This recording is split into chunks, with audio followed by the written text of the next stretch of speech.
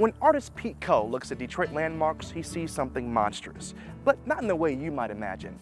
Pete's pop culture-inspired Detroit Kaiju series explores what would happen if benevolent creatures of the imagination visited some of Detroit's most well-known locations.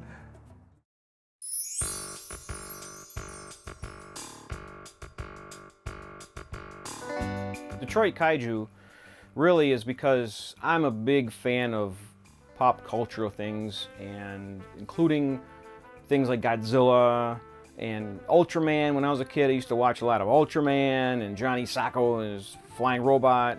And over the last few years, I kind of got reacquainted with a lot of that love. I got inspired from, especially the Ultraman series, to create my own monsters, or kaiju, like they're called in Japan. And I just felt like it was a way to really have fun with original designs and color. And then I decided I wanted to make the Detroit Kaiju not a destructive force. I wanted to have these brilliantly bright, colorful monsters visiting the city and not necessarily destroying the city. Being from Detroit, I never felt bad about the city of Detroit, even with all the hardships. It's just like, well, if everyone focused their energy on some positives, right? So to me, when I decided to do the monsters and I decided to have them visit places, I knew that I could probably even touch into memory banks of people too. It's not about just taking advantage. It's more about, especially when it's places people visit, because people can see something.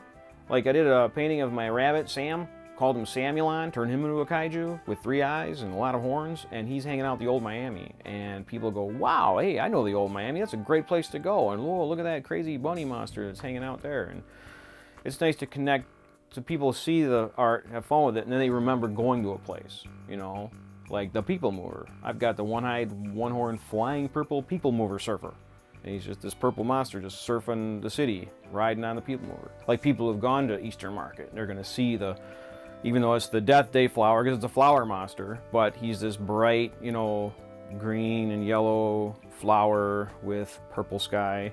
And I guess I just felt it was not necessary to continue to trash the city of Detroit and just kind of bring more positive views to places in the city that you can visit and enjoy.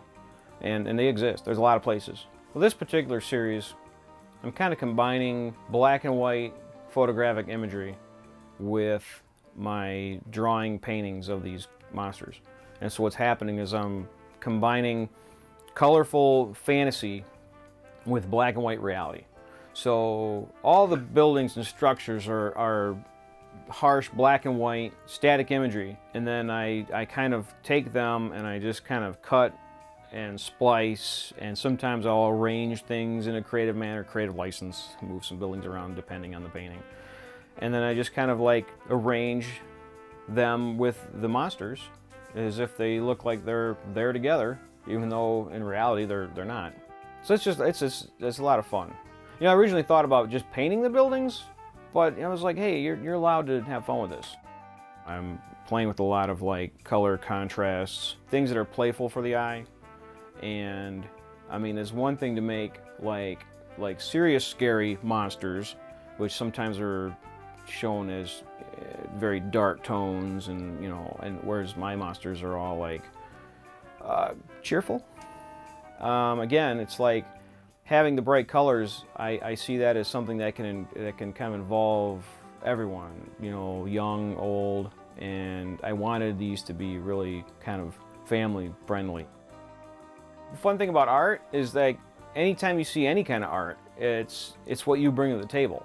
I mean, a lot of people like to say, oh, what is your idea? And I might have an idea, or any artist might have an idea, but when it comes down to it, it's what you, the viewer, bring to the table when you're looking at a piece. So you might look at something and see, the monster waving, or, why am I here? Or I'm just visiting, no harm done. Well, the Imperial is a restaurant. It's a Mexican restaurant bar in Ferndale, Michigan. I believe they've been open since 2012. But every year for the last 3 years, the third year they're doing it, they have a benefit art show for Dia de los Muertos. and they provide a sugar skull, which is a paper mache life-size skull. It's kind of a cartoony looking shape. But they provide that to artists, and the artists paint or sculpt or whatever, and then those get auctioned off. And I always have to kind of go over the top when it comes to creating things. So I took the skull, and instead of just painting like a canvas, I decided to reach out and turn it into a whole new life form, all of its own. I've also decided to turn him part of my kaiju series. So he's a pretty big space alien visiting the Imperial. It doesn't matter what I'm getting. I'm hoping that I can make this really awesome piece of art that maybe will awesomely raise a lot of money for a charity.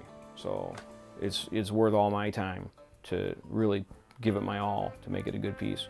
I firmly believe that everyone has a creative bent, and personally, ever since I was a kid, creating, drawing, writing, building, and it's just something that was just important. It's good to have a nice way to express oneself, and this is how I express myself.